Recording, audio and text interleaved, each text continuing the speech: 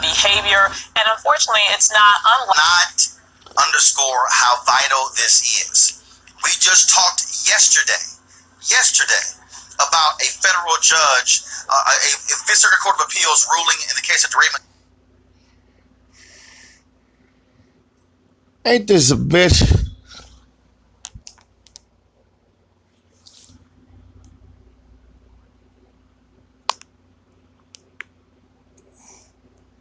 Saying that he didn't have a First Amendment right when Trump gets another 4 years, we can expect another 200-300 of these type of federal judges. And that's what is really scary about this situation. Again, and I said this a couple weeks ago, but not to say that what we see on mainstream media as news isn't real news, but it is gossip compared to what's happening right now on the federal circuit and the like you said, these are lifetime appointments. Federal judges on federal circuits get the same kind of treatment as Supreme Court justices, meaning that once they're appointed, the only way they can get off the bench is if they die or if they retire. So a lot of them, frankly, do retire, but it's 10, 20, 30, 40 years down the line, and you can just imagine just how many cases come up in which they, preside over that amount of time. That's decades worth of case law, decades worth of people's lives who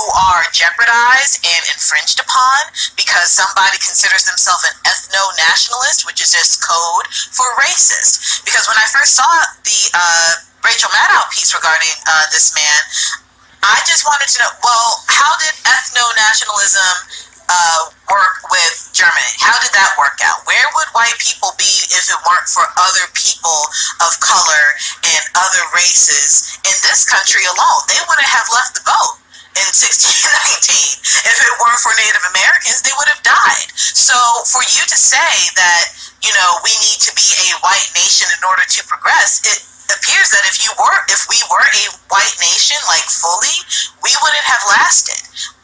One, I wouldn't be here, but two, this would not be a United States of America if his vision were fulfilled.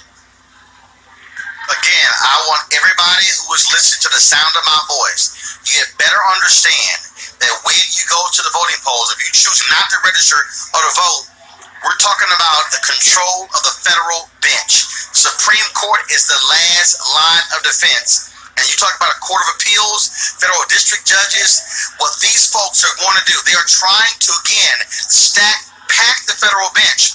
Many people have told me to watch this documentary on Netflix called The Family, which is a group of largely white conservatives who want to control politics. If you want to understand what is happening in America today, understand this is what they want. They want control of the federal bench because they know when the federal judges rule, that's it. They can overrule Congress. They can overrule laws. So we better pay attention.